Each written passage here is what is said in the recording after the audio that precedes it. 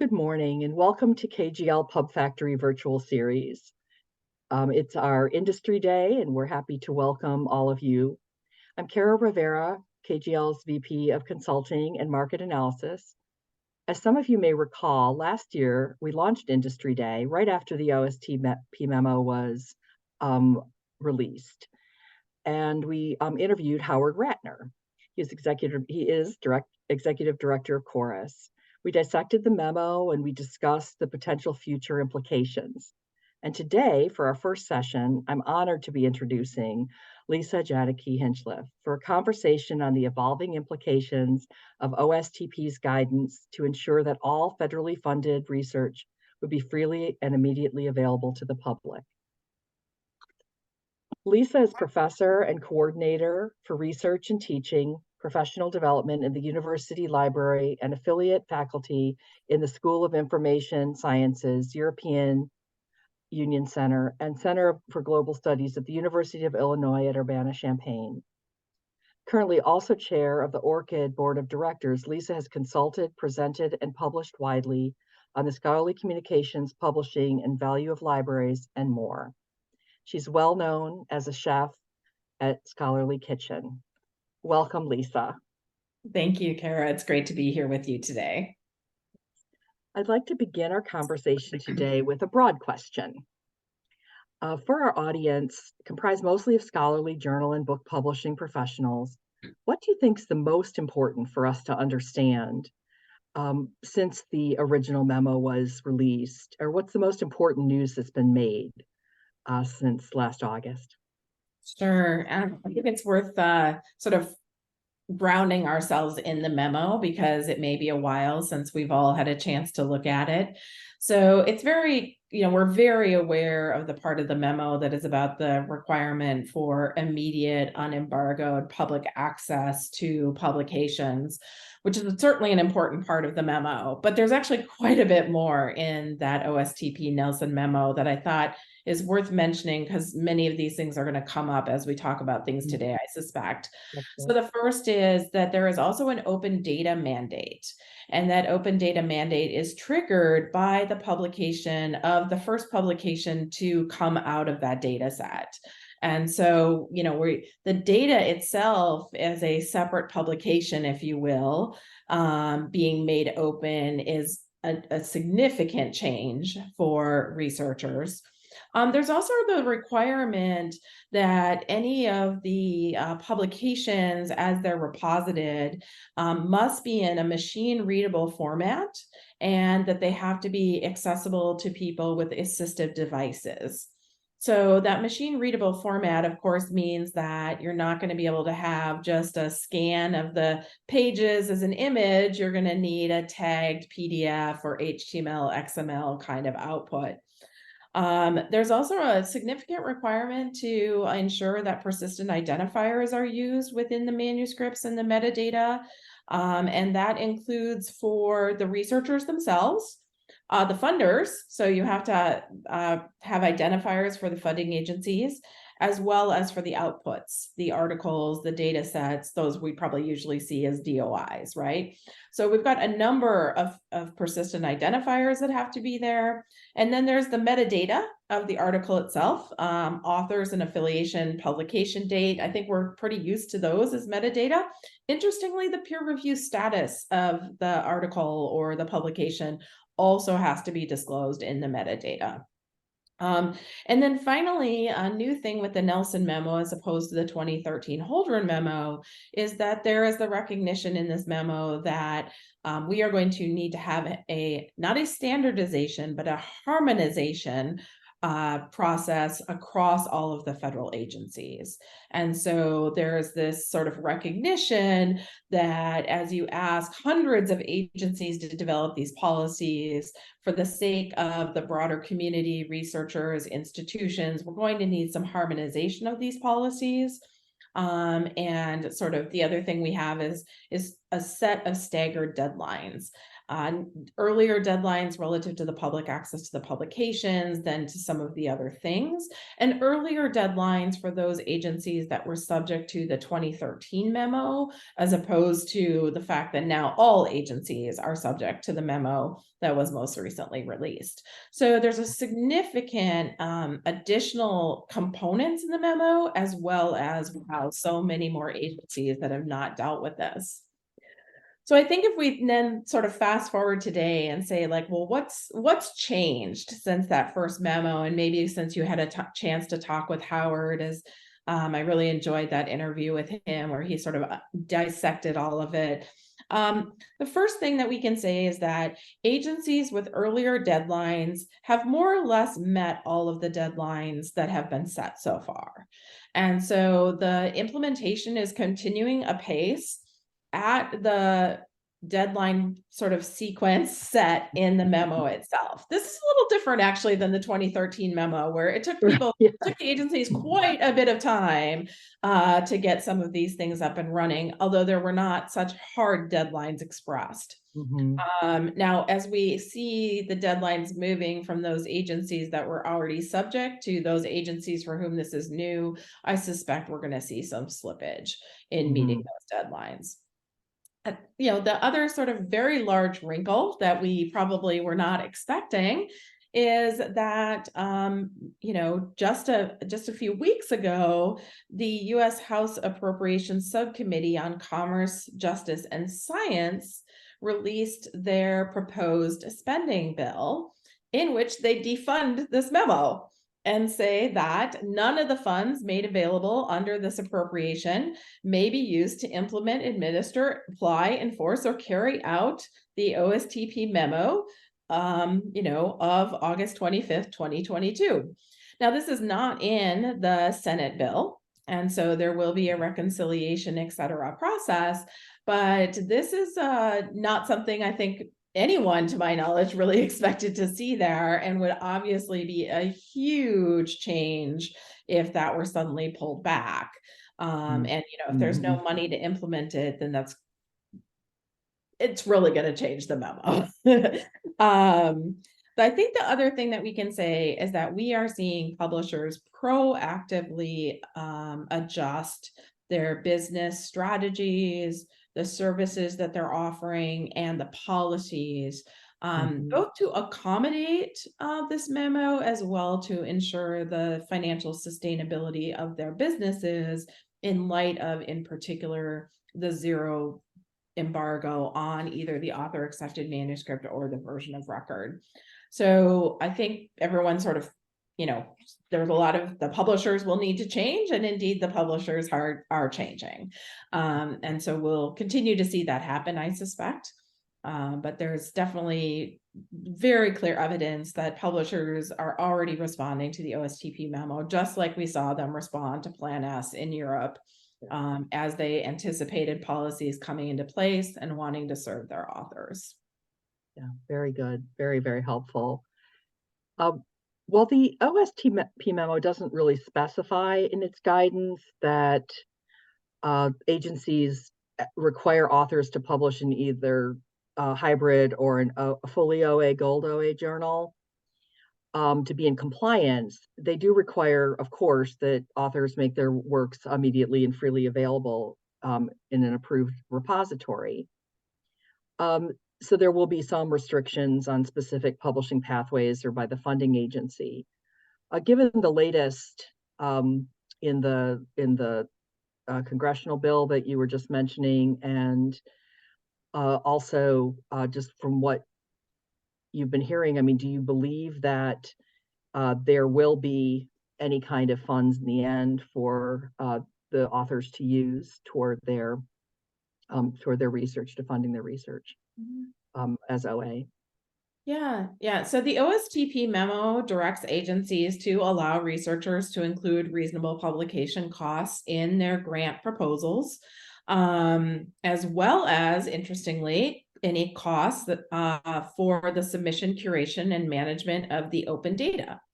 So the direct, those two things that might have a fee associated with them, there is latitude for researchers to put those in their budgets as an item. Many of these agencies have already allowed that, but obviously the pressure that says you have to publish open is going to drive including more of that. So there's two things that I think we can ask ourselves with this. The first is there's this word reasonable. So what is a reasonable cost?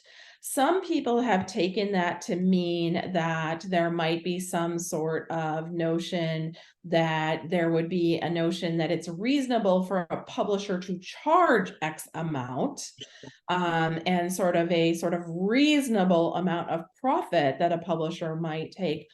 I'm not sure that's the correct read of the word reasonable. When I read that as somebody who's applied for grants myself and had to show that the budget was reasonable for travel, for materials, for hiring people, I read that as, is it reasonable in the context of this grant proposal?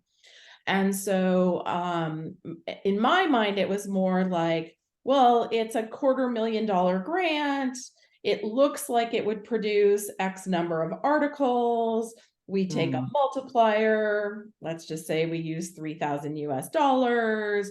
So 4 articles, 3,000 US dollars. A reasonable budget for a grant would be 12,000 in this case, and $12,000 relative to $250,000 would be probably assessed as a reasonable proportion. Okay, so that's it's very not interesting. clear to me what reasonable meant in this context as far as reasonable relative to what. Yes, And yes. so that's one of the things that's not clear to me. So for example, I can also imagine that if you were saying, well, it's $100,000 grant, I'm going to write 1 article, I'm going to put $20,000 in for publication costs. I think then your grant reviewers would come back and say, that doesn't seem reasonable. Even if for some reason the publisher in that case was only going to make 2% profit, right? Because it's relative, you're not saying where you're going to publish, so no one really would know. So, okay, so that's not to belabor that, but that word is No, that's a very, attention. and your examples are very helpful there Yeah, too, as to how what kind of effect that might have on publisher pricing. Right. And so then the other thing I would just observe, though, is being able to put something in your budget does not equal that the agencies have been allocated additional funds to award for publishing over and above what they would have already been awarding for the grant itself. And so what we can expect, because the agencies that I have attended webinars with, they have been very clear they are not expecting any additional funding allocations or budget allocations, any additional appropriations, is that this is really a statement that the agencies will need to reallocate within the budgets that they have in order to incorporate this. And There'll so be pressures on that. right. And so when the researchers include reasonable costs in their budgets, they are still going to hit those thresholds of this grant will be for no more than $1 million or $500,000 or $100,000, whatever it is. They're going to hit those thresholds inclusive of the publishing costs. So there'll be the difficulty of how to apportion those funds and how to stay within budget and what will happen at that point. Right. And then, of course, for agencies that give very small grants, this is going to kind of cut in both ways here. If I'm applying for a $20,000 grant and I just even want to say there's going to be 1 article, 3,000 US dollars out of 20,000, that's going to be 15% of that grant. And so it's about as small as you could make it, and yet it feels disproportionately large. And so that's also something that's going to have to be navigated.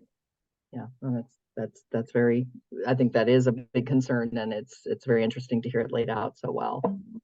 Great. You talked before about mandatory data sharing, Mhm. and there's a question about, can you imagine there being among publishers a data publishing charge of some sort for this additional fee beyond the article? So my very succinct answer is yes. Yes. Mhm. I think what will be interesting to sort of work out, though, is whether it's attached to the article or Mhm. chapter or what have you, Mhm. or if it's really emerges as a second kind of publication that has its own requirements and demands, and where the fee might actually be going to not what we would consider one of our traditional publishers, but to some other kind of platform provider that provides open data services. And that And makes a lot as of I sense. mentioned, you might actually have a project that collects a set of data, but that data is actually being used, to generate multiple Multiple articles. articles. Yeah. And so that's one of the things that really remains to be seen, which is also, how is this all going to be joined up?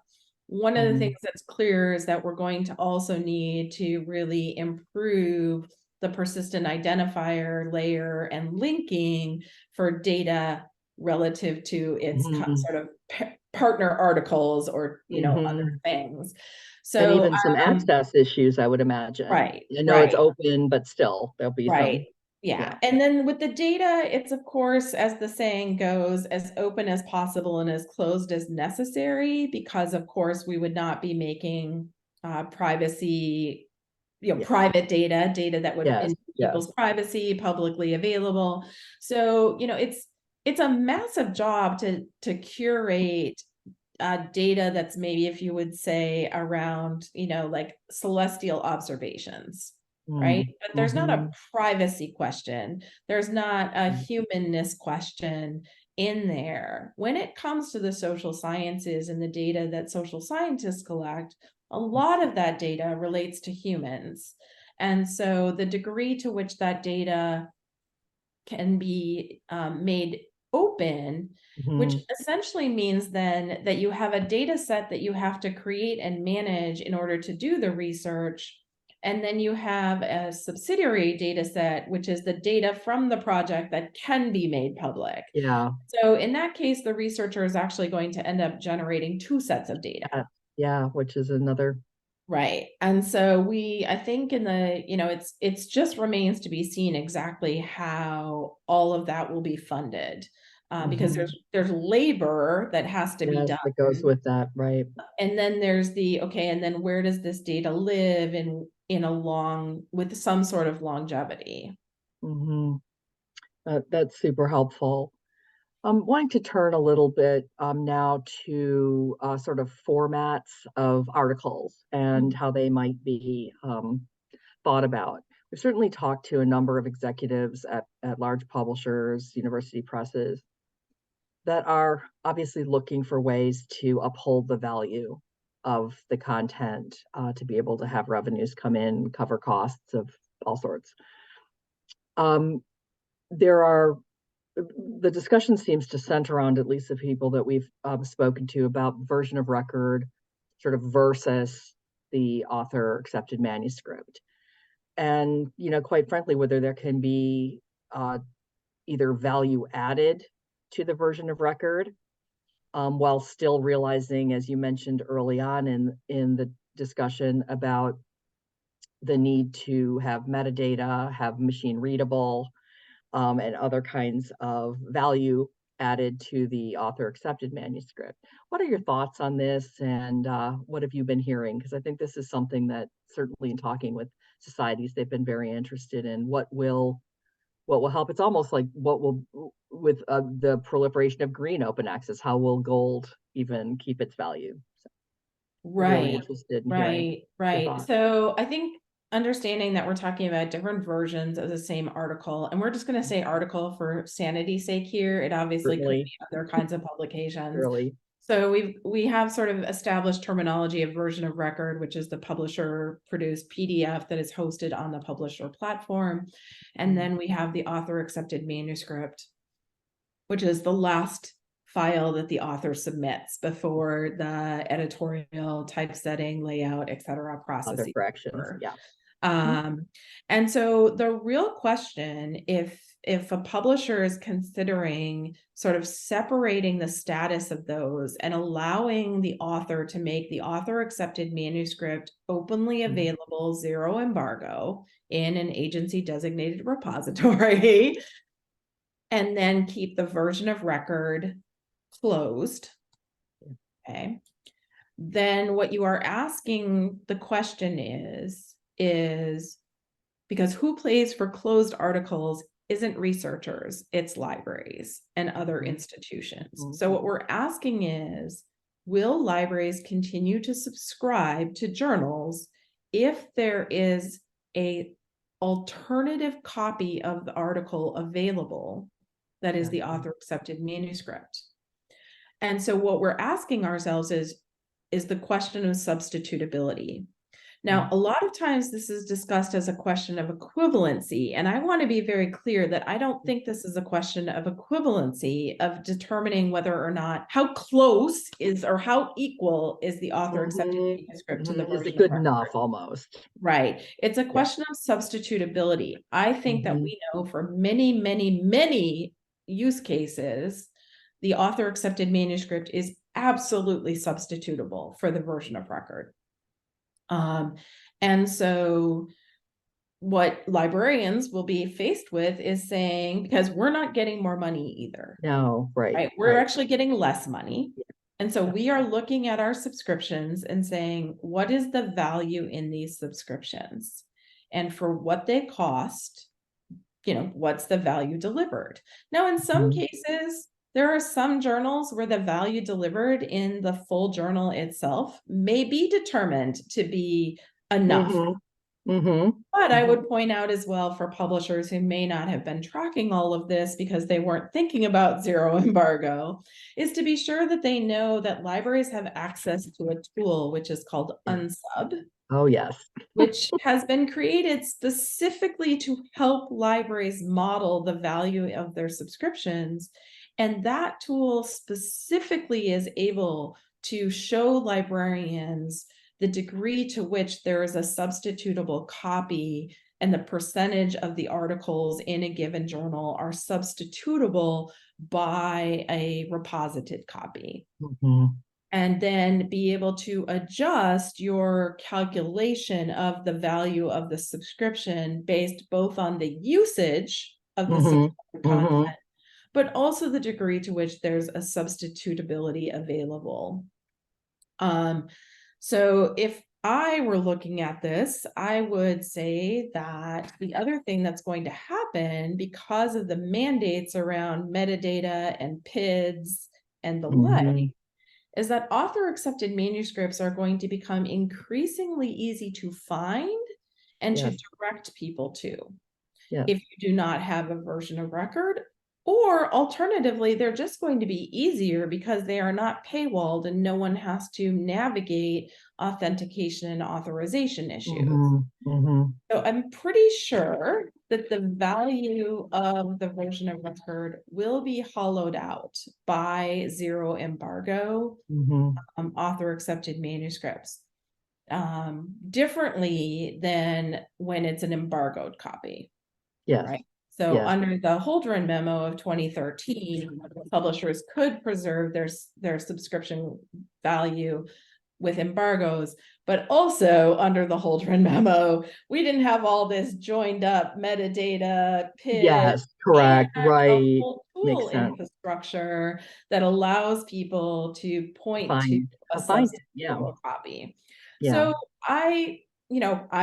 I'm not saying what publishers should do, but I think they should definitely question whether they can not just maintain value, but if they can fend off the substitutability. And there are so many use cases where that author accepted manuscript may not be equivalent, but it is absolutely substitutable. Thank you. You wrote a piece that in doing some research before this interview that I saw in Scholarly Kitchen on the double cost of green and gold OA. Could you talk a little bit about that? I thought it was fascinating Yeah, topic. so that was me saying, okay, like we see that I mean the OSTP memo is a demand for green OA, and you can It meet your green OA obligation by publishing gold OA you or could. by some other mechanism. And what I said is, first of all, we're already seeing that people meet their green OA mandate, even under the Holdren memo, by Hmm. publishing gold. And we're seeing that same thing in Plan S. And then we also saw the publishers reacting and saying, well, if you want a green OA, then we're going to make you publish gold OA because that's the only way we're going to allow you. And then we had the rights retention strategy with Plan S, which was there's kind of a volley and a game of chess going on here, I think, around this.